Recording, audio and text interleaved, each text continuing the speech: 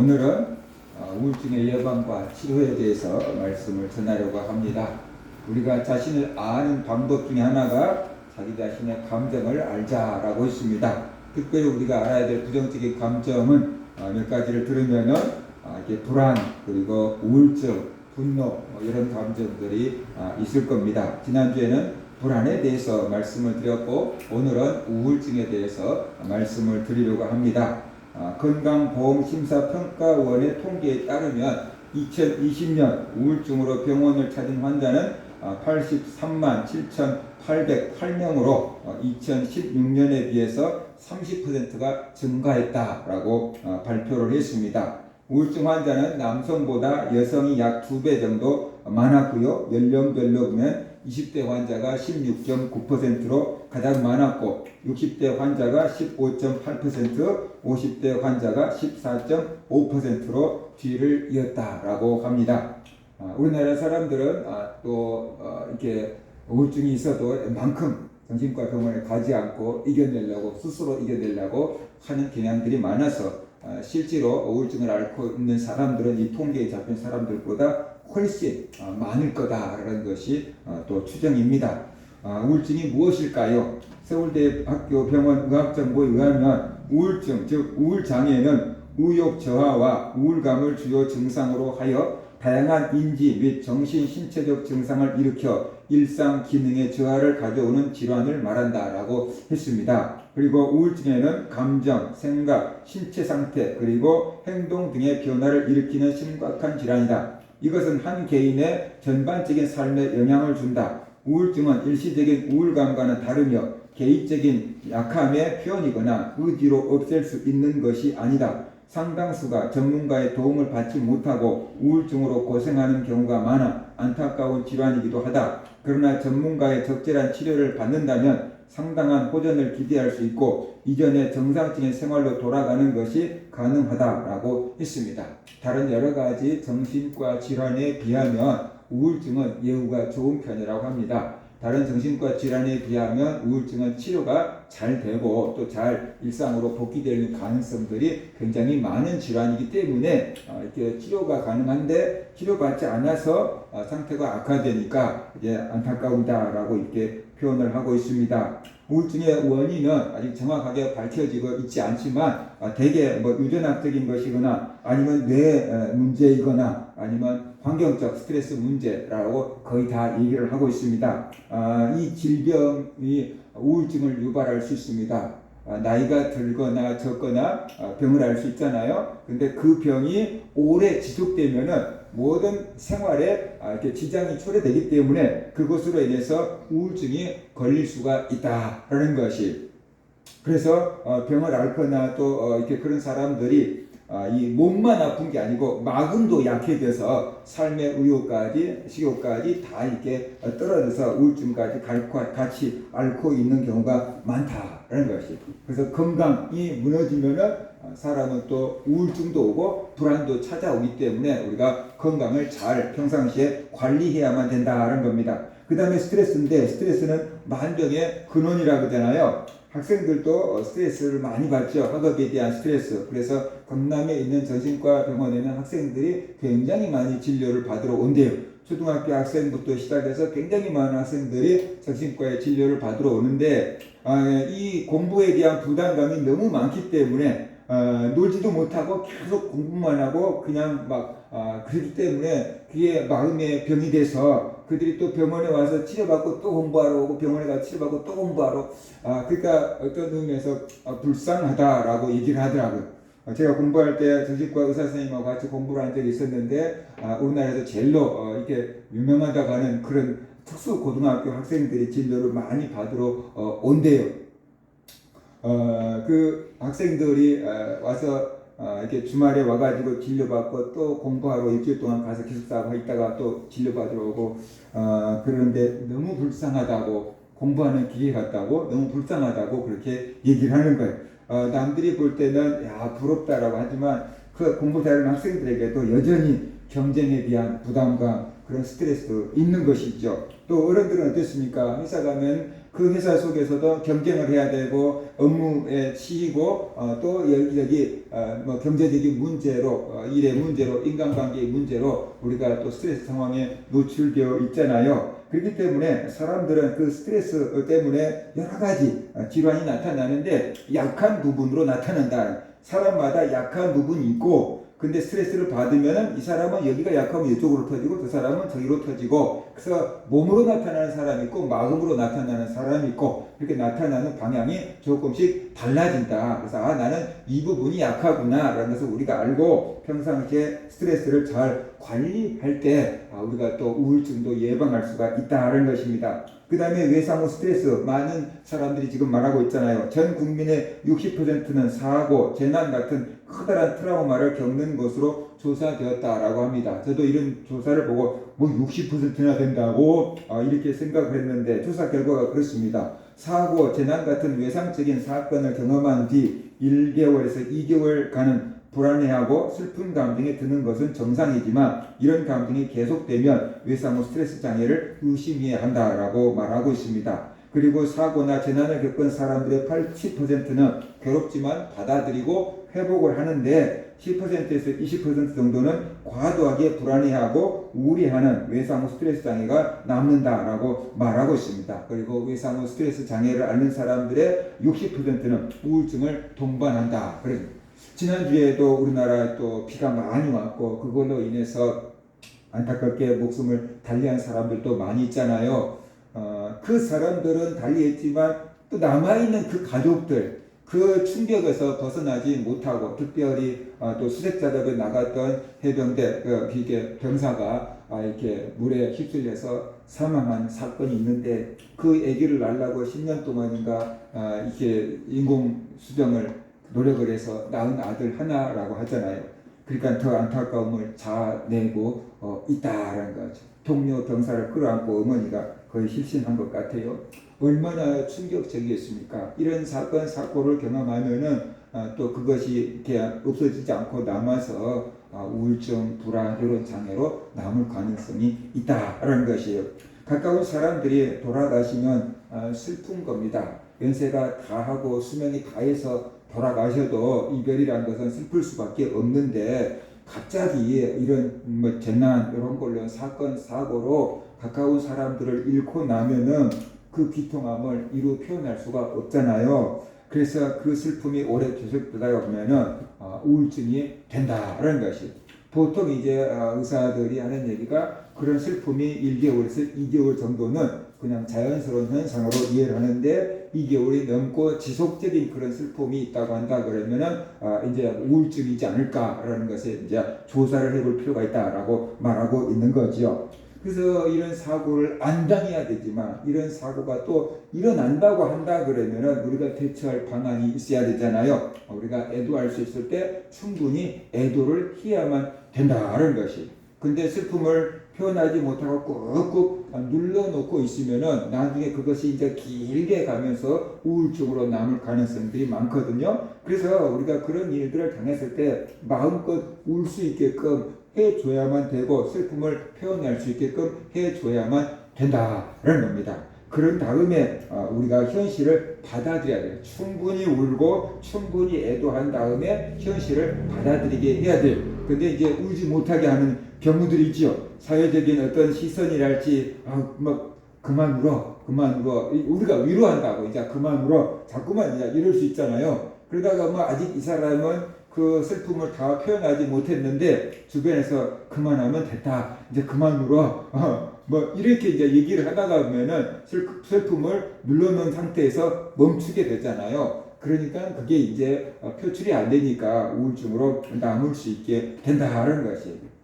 그래서 우리가 그런 일을 당할 때는 마음껏 울 수 있도록 슬픔을 표현할 수 있도록 또 그 우는 것이 뭐랄까 창피한 일이 아니다. 그 당연한 거다라는 것을 우리가 알고 그 슬픔을 표현할 수 있도록 해야만 된다라는 것입니다. 그런 다음에 마음껏 운 다음에 이제 현실을 받아들일 수가 있게 되는 거죠. 울지 않고 자기 감정이 처리되지 않았는데 받아들이라고 하면은 수용할 수 있는 능력이 안 생기기 때문에 수용이 안 되는 겁니다. 그래서 슬픔을 충분히 표현한 다음에 그 다음에 현실을 받아들이라라는 것입니다. 어쩔 수 없는 현실은 피하거나 이기려고 하지 말고 잊어버리려고 하지 말고 그냥 받아들이는 것이 가장 현명한 방법이다. 지금까지 인류가 연구하고 조사하고 실험을 통해서 나타내는 가장 좋은 방법은 그 슬픔을 충분히 표현하고 그 다음에 현실을 받아들이는 것, 그것이 가장 잘 극복하는 방법이다라고 이렇게 알려져 있습니다. 그 다음에 이제 어렸을 때 상처 같은 것들, 그런 것들이 우리에게 우울증을 자아내는 거죠. 경희대학교 정신과 담당하는 교수의 말에 의하면 실제로 진료실에서 우울증이 잘 낫지 않는 환자의 경우 자세히 원인을 찾아보면 아동기 트라우마가 발견되는 경우가 많다라고 얘기했습니다. 그분이 얘기하면 정신분석에서는 이런 것을 내면 아이라고 붙여주는데 이 개념은 어렸을 때 경험한 정신적 충격이나 슬픔이 감정은 뇌의 해마의 기억으로 저장되고 성인이 돼서 스트레스 상황이 됐을 때 어린 시절 상처받은 그 나로 돌아가 버린 그래서 우울증이 나타난다라고 말하고 있습니다. 지금은 어른이 되어서 어렸을 때와 달리 그 상황을 내가 극복할 수 있는데 그와 비슷한 상황이 닥치면 어렸을 때 받았던 그 기분 감정 상태 어린아이로 돌아가 버려서 여전히 해결하지 못하고 우왕좌왕하게 된다는 것이에요. 이랬을 때는 나에게 있는 상처가 무엇인지 찾아보고 또 상담하고 그래서 그 문제를 처리해야만 된다라는 것이 상담학으로 내가 어렸을 때 어떤 상처를 받았는지 이제 얘기를 하다가 보면은 찾아질 거 아니에요. 발견될 거 아니에요. 그러면 예전에 나의 그 기분을 다 받아주는 것입니다. 예전에 내가 이랬구나. 다 그게 기분을 받아주고 그때 그 감정을 다 쏟아내게 해주고 그런데 지금은 나는 이제 컸어. 어른이 됐어. 그러니까 그 문제에 대해서 내가 이제 처리할 수 있고 관리할 수 있어 라는 자신감을 갖게 해줄 때 그런 문제들이 치료가 된다는 것입니다. 그 다음에 또 하나 주의할 것이 SNS 같은 것을 이렇게 줄여야 된다라고 얘기를 합니다. SNS가 우울증을 유발하는데 그게 사실이냐고 물었더니 정신과 교수가 이렇게 얘기했습니다. SNS는 수많은 사람들과 소통이 가능하지만 상처도 많이 받습니다. 몰라도 됐을 사람들에게 받는 악플 때문에 상처를 받는 겁니다. 또한 피드백이 빨라 사람들을 점점 즉각적인 만족을 원하게 만들고 있어 반응이 오지 않으면 우울함을 느낍니다. 실제 진료실에서도 SNS를 하면서 소외를 경험하거나 악플을 당하고 고통을 호소하는 사례가 급증하고 있습니다. SNS를 하면서 우울한 감정을 느낀다면 SNS와 멀어지는 시간을 갖는 것이 필요합니다. 자기 성찰의 시간을 갖는 것이 좋고 현실의 인간관계를 통해 서로 소통하고 공감하는 시간을 가질 것을 권면한다라고 말했습니다. SNS를 하다가 보면은 나는 좋은 의도로 올렸는데 저쪽에서는 어떻게 돼요? 또 전 다른 반응이 나올 수 있잖아요. 악플을 달릴 수 있잖아요. 그러면 읽어보면은 상처가 되잖아요. 그러기도 하고 그 다음에 또 사람들한테 인정받고 지지받으려고 글을 올렸는데 아무도 반응을 안 해주면은 뭐야 내가 왕따당한 거야 나한테 관심이 없는 거야 이런 식으로 또 해서 마음에 상처를 받고 그런다는 것이 미국에 있는 초등학생들 말이에요. 그 학생들이 SNS 같은 거나 유튜브에 좋아요 이거 이제 누름 받게 하려고 구독자 수를 늘리려고 지하철 지붕 위를 뛰어다니는 그런 놀이를 하더라고요. 그러니까 진짜 다니는 지하철 지붕 위에서 달리고 다니는 거예요. 달리는 거예요. 그것을 이제 유튜브로 이렇게 찍어서 이제 올리는 거예요. 그러면 그것을 보고 이제 애들이 막 좋아 막 최고 막 이렇게 눌러주고 구독자 수 늘리려고 그 달리는 지하철 위에서 뭐 100m 달리기 하듯이 뛰어다니는 거예요. 그래서 사고가 나서 죽는 경우도 있고요. 또 어떤 애들은 굉장히 그 높은 다리 위에 굉장히 높은 다리 위에 직접 올라가고 친구는 그 동영상을 찍고 거기에서 다이빙을 하는 거예요. 그 이제 다리 밑으로 다이빙을 하는 그 동영상을 올려서 구독자 수를 높이겠다고 했는데 그 다이빙을 했는데 이제 막 이렇게 찢어져가지고 워낙 큰 충격으로 찢어져가지고 막 수술을 하는 그런 학생들도 있고 막 그래. 그래서 관종이라고 하잖아요. 관심 받으려고 하는 그것 때문에 이제 막 이 청소년들에게는 사건 사고가 많이 나타나고 그런 것이 없으면 또 우울해지고 그런 것 같아요. 그러니까 이것 때문에 내가 우울증이 좀 심해진다라고 한다면 그런 것들을 좀 이렇게 줄여야 된다라고 권면하고 있는 거죠. 문제가 계속 원인을 남겨놓고 내가 우울증이 치료되기를 바라면 안 되잖아요. 원인들을 제거해야만 된다라는 것입니다. 우울증의 증상으로는 삶에 대한 흥미 및 관심을 잃어버리는 것이 우울증의 핵심 증상이다라고 말하고 있어요. 어떠한 흥미도 어떠한 관심도 흥미가 다 사라져버린다는 것입니다. 우울증 장애의 가장 심각한 증상은 자살 사고, 죽겠다라는 생각이고 우울증 환자의 3분의 2에서 자살을 생각하고 있고요. 그 다음에 실제로 10%에서 15%는 자살을 시도한다라고 얘기합니다.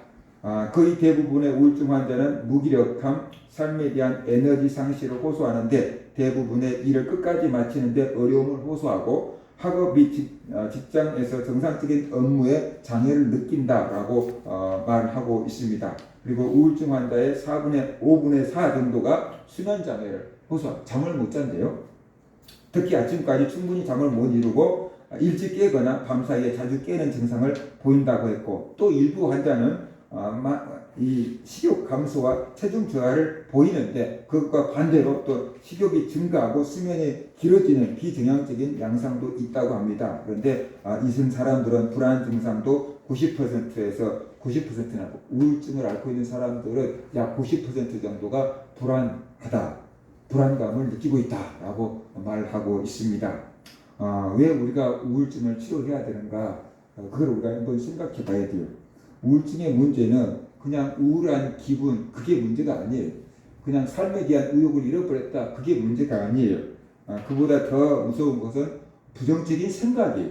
우울한 기분인데 우울한 기분이 부정적인 생각을 낳고 부정적인 생각이 우울한 기분을 낳고 계속 악순환이 계속되는 거예요. 근데 부정적인 생각이 나 자신을 비난하고 나 자신을 쓸모없는 생각으로 무능한 사람으로 생각하고 그 다음에는 결국 죽자라는 생각으로 이어지기 때문에 우울증이 무서운 거다라는 것을 우리가 알아야 돼. 이게 서서히 진행되기 때문에 사람들이 별것 아닌 것처럼 생각하는데 나중에는 돌이키기가 어려운 사건이 벌어지게 된다라는 것이에요. 그래서 이 잘못된 생각, 이것이 우울한 기분보다 더 큰 문제가 되기 때문에 그렇게 깊어지기 전에 우리가 치료를 받아야 된다는 겁니다.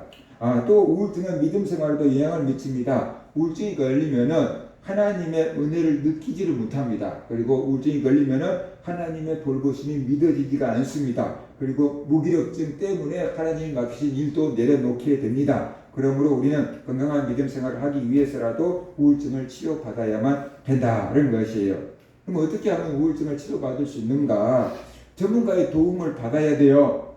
정신병원에 가서 치료를 받든지 상담사를 만나서 상담을 받아야 돼요. 그러면 상담사와 정신과 병원은 어떠한 차이가 있는가라는 것이, 상담사나 정신과 병원 의사들은 다 이런 문제들을 해결할 수 있도록 훈련된 사람들이에요.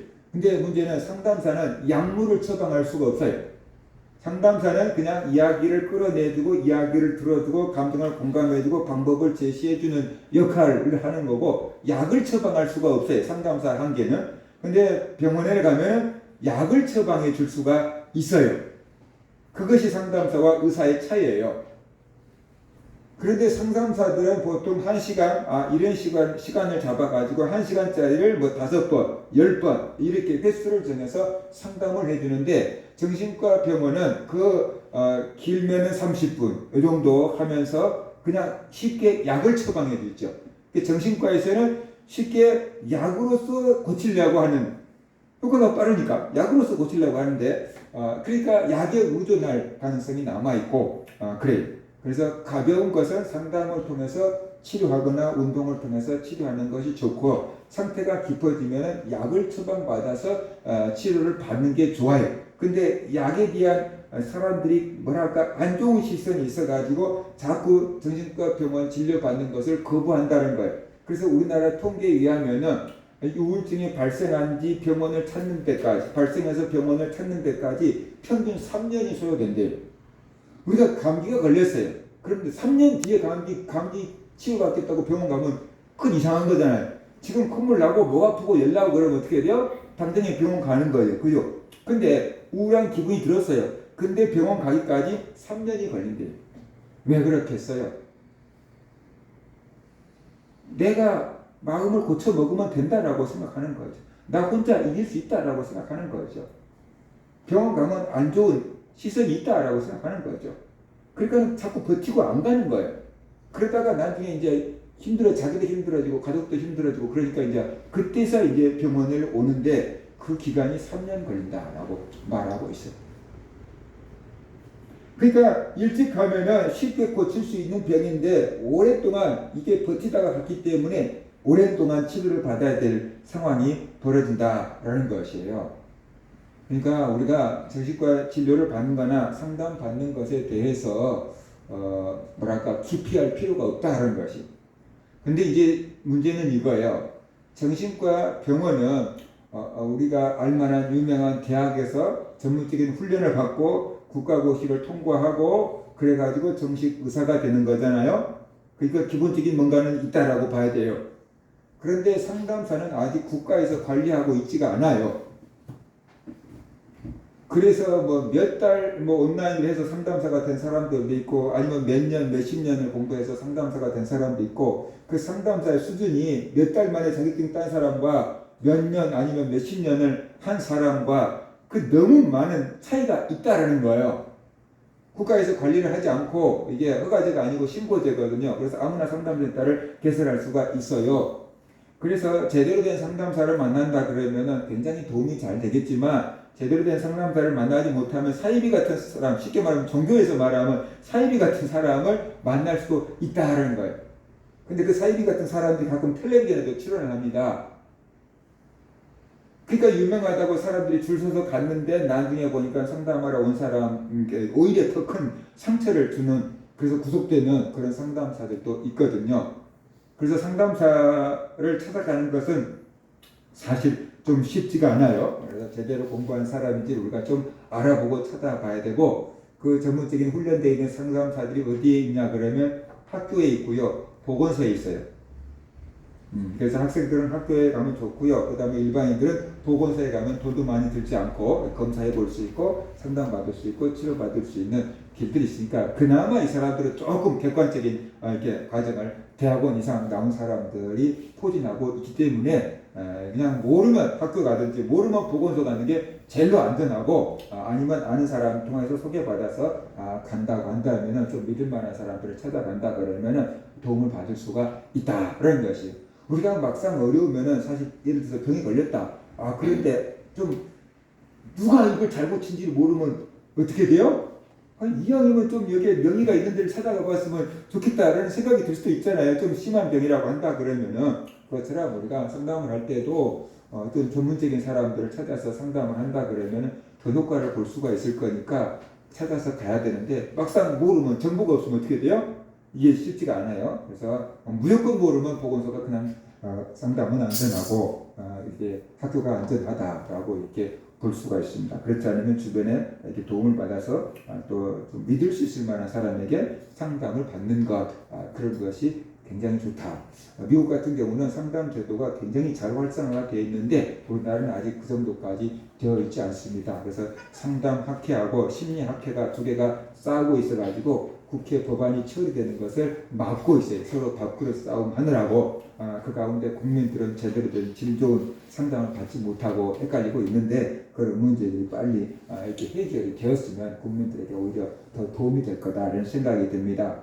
그 다음에 그러면 이제 믿음의 사람들도 우울증이 걸리나, 그렇게 마음이 약해서 우울증이 걸린 거야, 믿음이 없어서 우울증이 걸린 거야, 그렇게 그냥 얘기한 사람들도 가끔씩 있거든요. 근데 아까 얘기한 것처럼 마음이 약해서 걸린 게 아니다 라는 것이에요. 그 다음에 믿음이 없어서 걸린 게 아니다. 마음이 강한 사람도 걸릴 수 있고 믿음 있는 사람도 우울증에 걸릴 수 있다라는 것이, 요번 극심한 고난을 당했잖아요. 하루아침에 아들 딸들을 다 잃고 그 다음에 재산 다 잃고 몸이 병들고 그렇게 되잖아요. 여기 또 그 병이 오래 갔어요. 오랫동안 지속이 됐어요. 그래서 여기 자기 생일을 저주하는데 욥기 3장 1절 오고 10절 11절 보면 이렇게 말하고 있어요.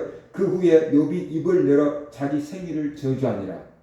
얼마나 고통스러웠으면 욥이 자기 생일을 저주했어요.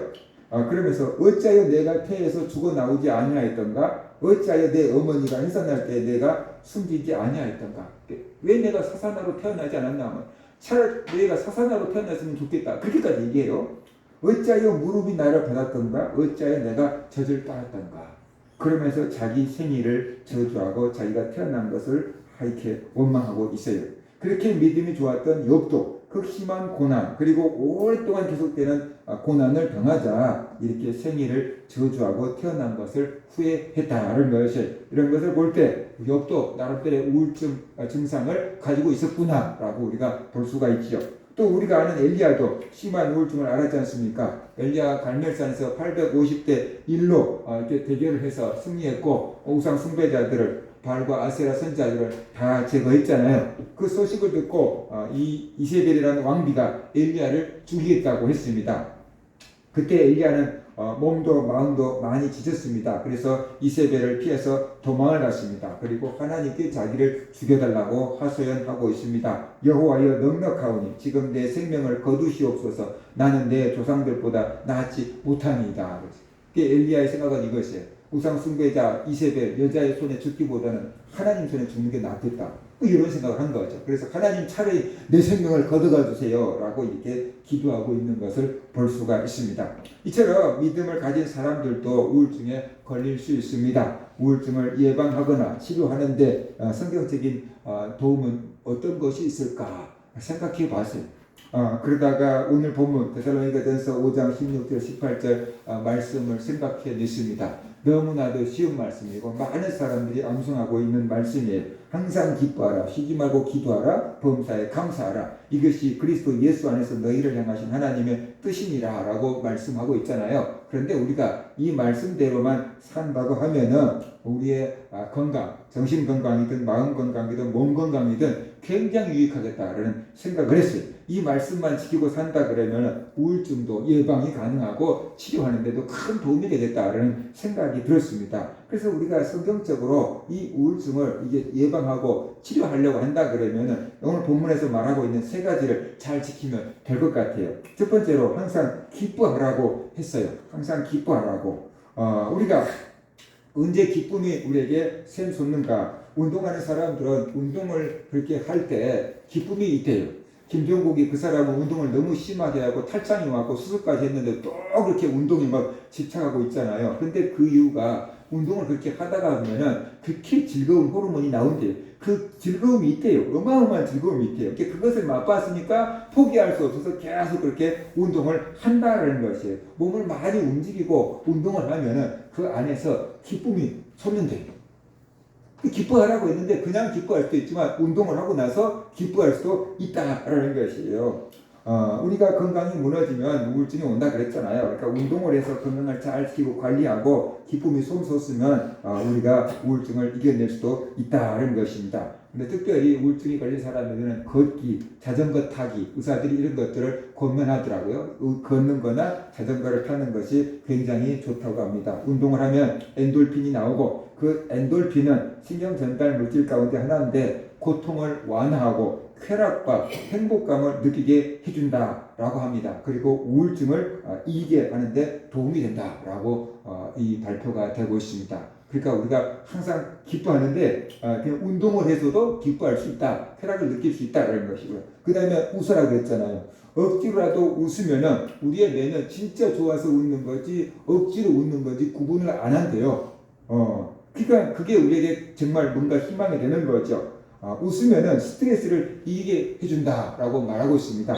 뇌 신경 세포 자극에서 기분이 좋아지고 긍정적인 감정이 생겨난다고 합니다. 그래서 웃음 치료는 우울증을 완화하는 효과가 있는데 그 웃음 치료하는 사람들의 말을 들으면은 15초간 웃을 때, 계속해서 15초간을 웃을 때 굉장한 효과가 있다라고 얘기를 합니다.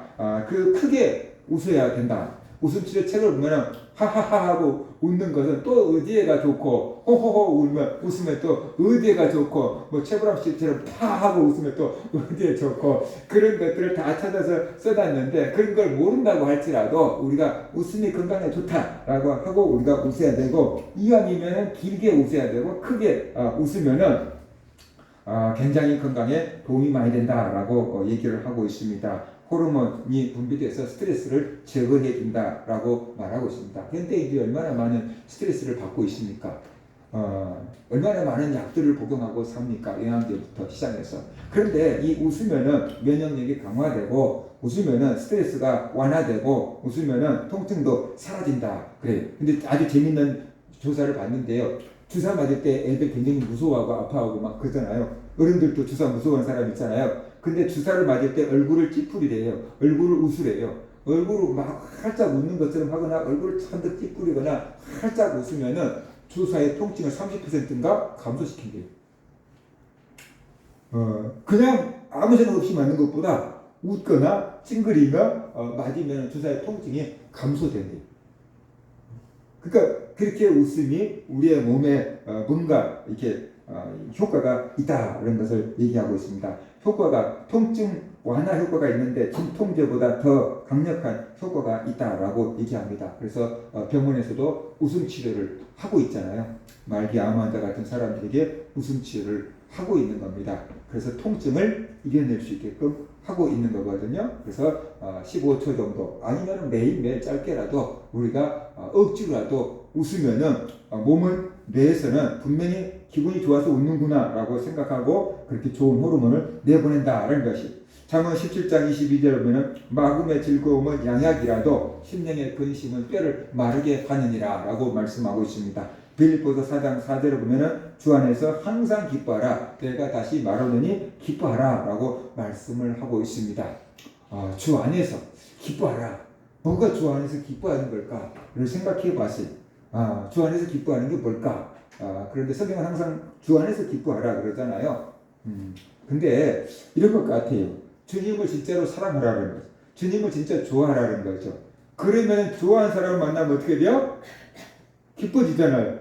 그죠? 좋은 사람 만나면 어떻게 돼요? 사랑하는 사람 만나면 어떻게 돼요? 기분이 좋아지잖아요. 그죠? 편한 사람 만나도 어떻게 돼요? 기분이 좋아지잖아요. 그거 같은 거예요. 그래서 좋은 사람들을 만나면 기분이 좋아져. 제가 만나는 그 목사님들이 있는데, 그 몇 분 이게 목사님들 만나서 뭐 2달에 한 번씩 식사라고 그러는데, 아프다가도 그 목사님들 만나고 식사하면 밥을 잘 먹고 와요. 집에서는 소화가 안 돼. 그리고 밥을 못 먹는데, 거기 가고 먹으면은 밥을 잘 먹고 와요. 근데 맛있는 걸 먹어서 그럴까? 라고 생각했거든요. 근데 그럴 수 있지만, 마음이 편한 것 같아요.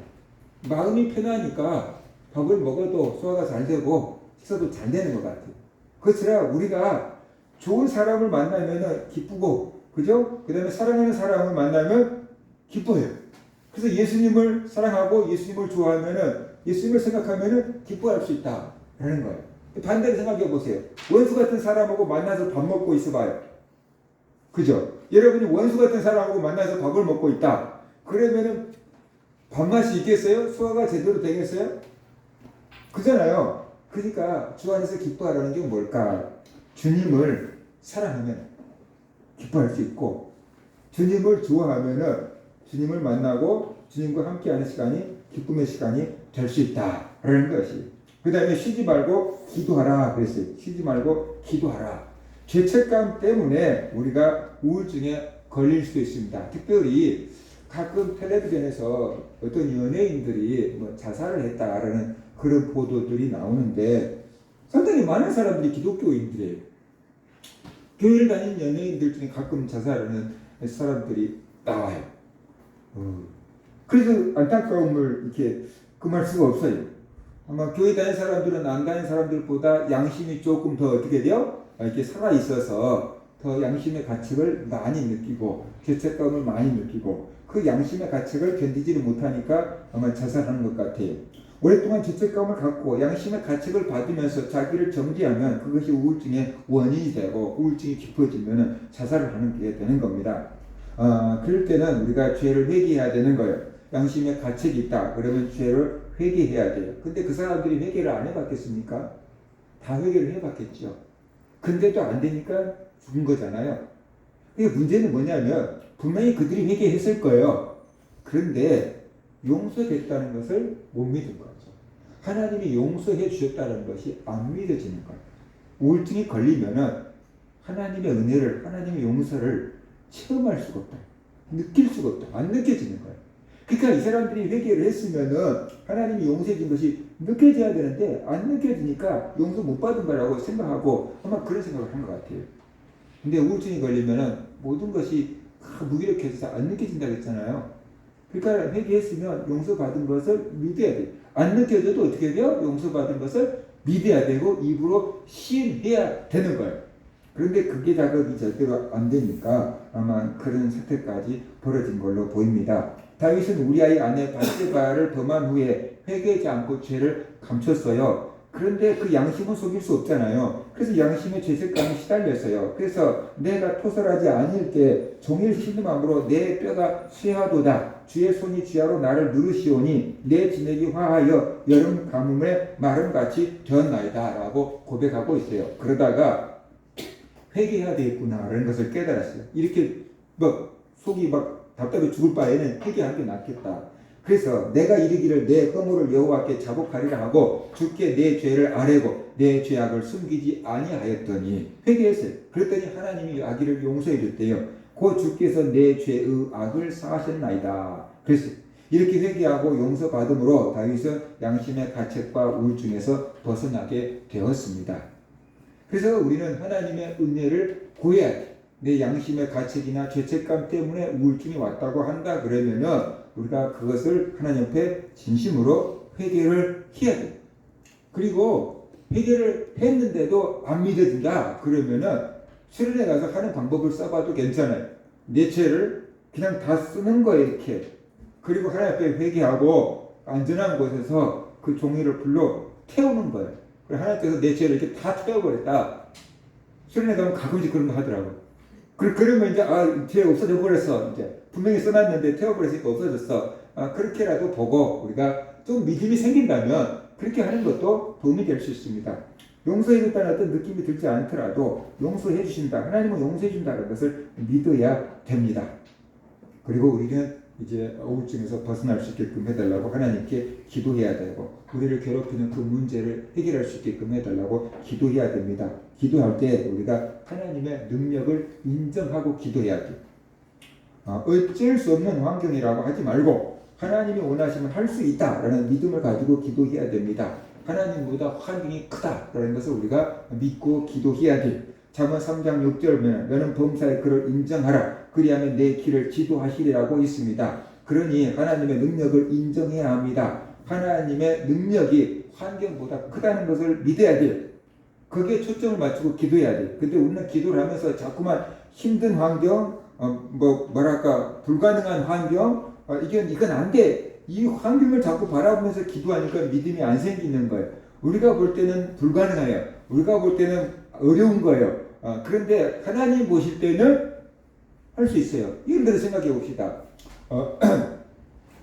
내가 교회 건물 하나 지으려고 하면은 그것은 어떻게 돼요? 힘들고 어렵고 어떻게 보면 불가능할 수 있어요. 그런데 예를 들어 강동구청장이 구청 청사를 하나 짓겠다. 그러면 그게 힘든 걸까요? 불가능한 걸까요? 가능할 수 있죠. 대통령이 하나 건물을 짓겠다. 그러면 어떻게 돼요? 그건 문제도 아니겠죠. 밑에 말 한마디만 하면 후닥쳐 놓겠죠. 그러니까 이거예요. 내가 볼 때는 힘들고 내가 볼 때는 어렵고 내가 볼 때는 불가능한 거예요. 근데 하나님이 보시면 아무것도 아니에요. 하나님 보시면은 할 수 있어요. 그러니까 하나님의 그 능력을 믿고 기도해야지 믿음이 생겨요. 그런데 이 힘들고 어려운 불가능한 환경을 바라보고 기도하면은 믿음이 안 생기죠. 당연히 안 생기죠. 근데 기도하는데 믿음으로 기도하는 사람과 믿음 없이 기도하는 사람은 열매가 다르다는 거예요. 그러잖아요. 그러니까 우리가 우울증이 걸리면 환경이 굉장히 크게 느껴져요. 그러니까 기도해도 믿음이 안 생기는 거예요. 근데 나는 안 되죠. 나는 못하죠. 근데 하나님은 하실 수 있습니다. 하나님이 원하시면 할 수 있습니다. 그걸 기억하고 시인하고 그 믿음을 가지고 기도할 때 우리가 믿음이 생긴다라는 것이에요. 무조건 기도만 한다고 되는 게 아니고 믿음을 갖고 기도해야 되는데 그냥 믿습니다 해서 믿음이 생기는 게 아니다라는 거죠. 그죠? 하나님의 그 위대하신 능력을 우리가 믿을 때, 성경을 읽고 믿을 때 천지를 만드신 하나님인데 그 천지 가운데 일어난 일을 하나님이 통제할 수 없겠느냐라는 거죠. 할 수 있다는 거죠. 그러니까 그 하나님을 믿고 믿음을 세워서 기도하라는 것이.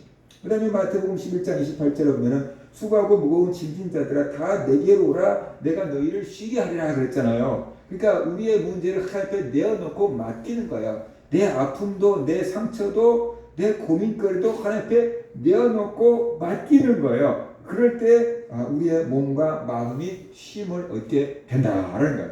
그러니까 기도는 내어놓는 거죠. 내 마음을 하나님 앞에 털어놔버리는 거예요. 내 고민을 털어놔버리면 어떻게 되죠? 마음이 가벼워진다 그러잖아요. 내놓는 거예요. 이렇게 내놓는 거. 가만히 갖고 있으면 답답하고 무겁잖아요. 근데 내놔버리면 좀 홀가분하잖아요. 하나님 앞에 내놓고 하나님 앞에 맡기는 겁니다. 하나님 앞에 내어놓고 맡기는 것. 이제 하나님이 알아서 해주십시오 하고 이제 맡길 때, 근데 우리가 잘 안 맡겨요.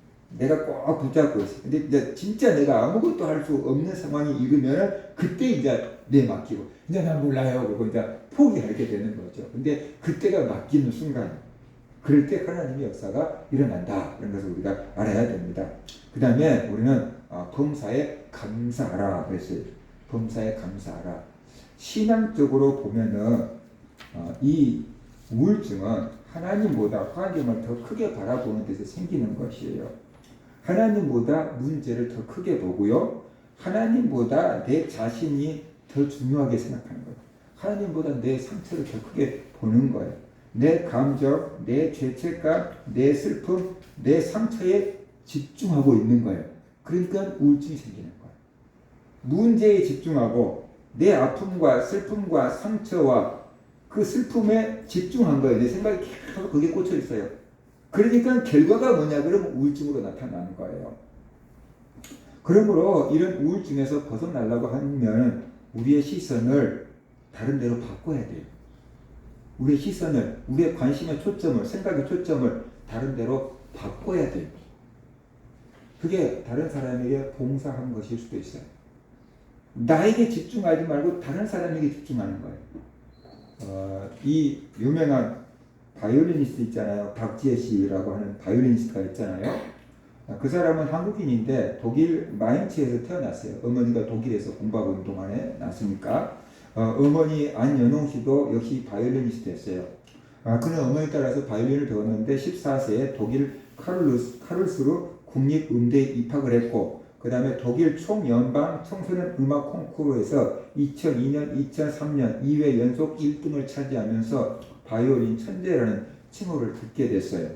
2003년에는 독일 연방 예술부 장학기관에서 선정해주는 세계 3대 바이올린 중 하나인 1735년 페트루스 과르니에리를 선물로 받았어요. 그러니까 이 바이올린이 독일 국보급 바이올린이라 그래요. 독일 국보급 바이올린인데 수십억, 수백억 가는 바이올린인데 독일 정부에서 구입해 오고 있다가 최고 가는 연주자에게 임대해 주는 거예요. 그냥 빌려주는 거예요. 이거 갖고 써라. 그러면서 또 빌려주는 건데 그것을 지원받았어요. 그 정도로 이 실력을 인정받았다는 거예요. 그런데 어느 날 갑자기 우울증이 찾아왔어요. 너무 어린 나이에 최정상에 올라버렸고 더 이상 목표가 없어졌고 모든 사람으로부터 호평을 받으니까 이 사람이 목표 상실로 인해서 우울증이 왔고 또 자기가 독일에서 바이올린 업계에서는 유명한 사람이 되었지만 여전히 외국에서 살아갈 때는 한국인이고 이방인이었다는 거예요. 피부색이 다른 이방인. 그래서 그 다른 이방인으로서 살아가면서 받은 그 문화 충격 그런 걸로 인해서 우울증이 어느 순간 찾아왔대요. 그래서 모든 이렇게 거시 의욕을 다 떨어져 버리고 바이올린에는 손도 대지 않았다라고 얘기합니다. 귀찮아서 방 밖에도 나가지 않았고 바이올린에는 손도 대지 않고 거의 밥도 먹지 않고 그냥 이렇게 산소상처럼 그렇게 이제 우울증을 심하게 겪게 됐어요. 어머니는 매일 쉬지 않고 그 딸을 위해서 기도했고요. 기도 소리를 들으면서도 손가락 하나 움직일 수 있는 힘이 없었다라고 고백을 했습니다. 음악에 대한 부담감 때문에 생긴 우울증은 그나마 치료를 하는데 그것이 바로 음악이었다라고 얘기를 했어요. 이 어머니가 이 딸을 위해서 계속 기도하다가 가끔씩 어머니가 바이올린을 연주해 줬대요. 어머니도 바이올리니스트니까 딸을 위해서 기도하다가 조금 틈나면 바이올린을 연주해 줬는데 처음에는 그 바이올린 소리가 자기 귀에 들려오지 않았대요. 그런데 어느 순간 어머니가 기도하고 연주해 주는 그 바이올린 소리가 자기 귀에 들어오기 시작했어요. 그래서 침대에 누워서 그 음악 선율을 반복해서 읊조리기를 수백 번 아주 오랜 시간 지나서 이제 바이올린을 켜고 싶다라는 생각이 들기 시작했대요. 그랬는데 어머니가 그 딸을 데리고 한국으로 왔어요. 그리고 무작정 교도소, 요양병원, 교회, 소록도, 나환자촌 이런 데를 데리고 다니면서 바이올린을 그냥 연주하게 했어요. 위로 공연회를 하게 한 거예요. 쉽게 말하면 무료로 바이올린을 교도소 공연, 교회 공연, 요양원 공연, 소록도 공연 이렇게 연주를 하게 했어요. 근데 처음에는 클래식 전공이니까 클래식만 연주를 했는데 환자들이 요양원 환자들, 교회 또 소록도 환자들, 교도소 그러니까 클래식이 좀 어렵잖아요. 그래서 이 사람들이 다 좋아하는 게 뭘까? 그래가지고 트로트를 자기가 편곡을 해가지고 바이올린으로 트로트를 연주하기 시작했어요. 그런데 이 사람이 연주를 하니까 사람들이 막 눈물을 흘리는 거예요. 그리고 우울증이 치료된다고 막 그러는 거예요. 그래서 이 사람이 스타킹에도 나왔잖아요. 거기 스타킹에 나와서 연주를 하는데 어떤 가수가 막 눈물을 펑펑 쏟아놓더라고요. 이 사람이 연주를 통해서 우울증을 치료해버렸어요. 그러면서 자기가 나았대요.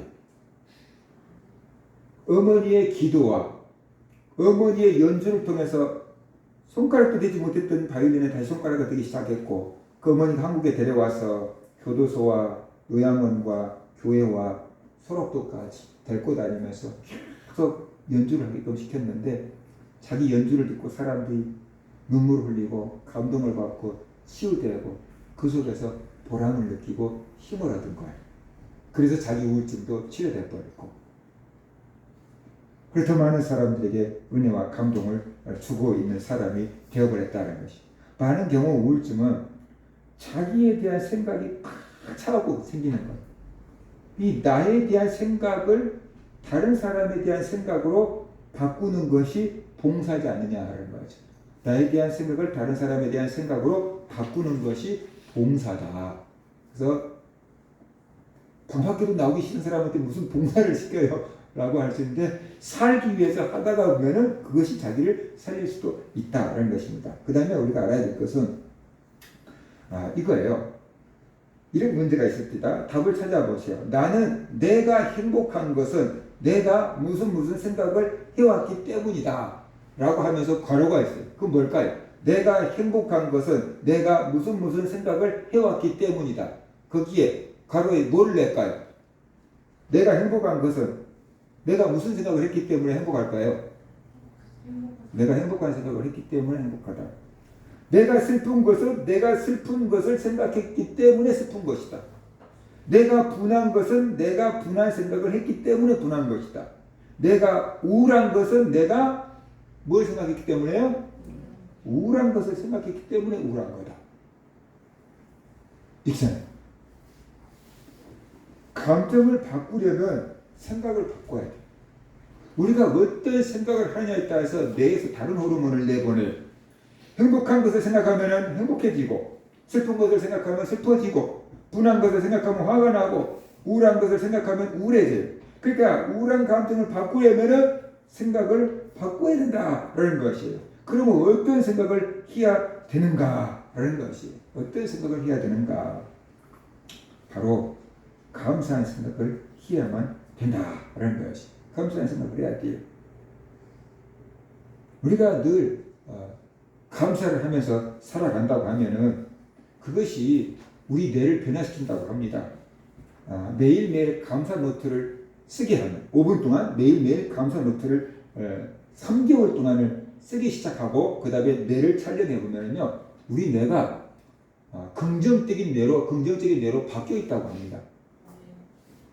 근데 그것이 누가 한 말이냐면 존스 홉킨스 대학교 정신과 진하영 교수가 유튜브에서 하는 얘기예요.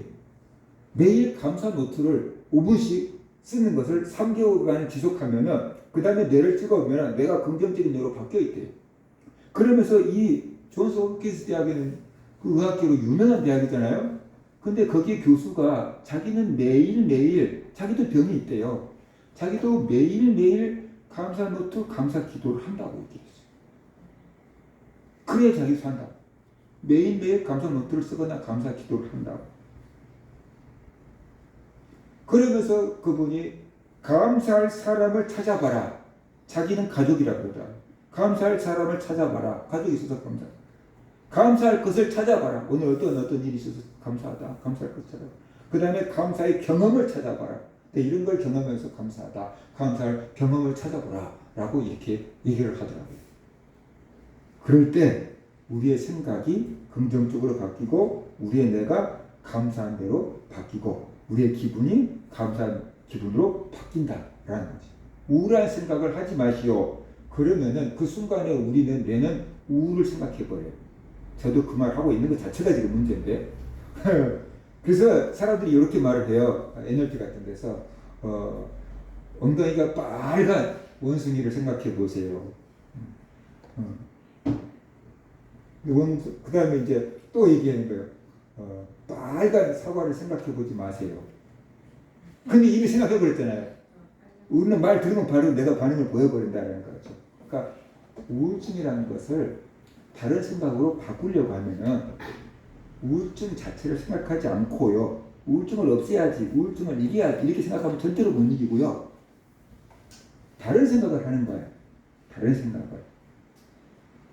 그럴 때 이길 수 있고 극복할 수 있게 된다. 그러면서 우리가 알아야 됩니다. 그래서 우리는 하나님께 감사해야 돼요.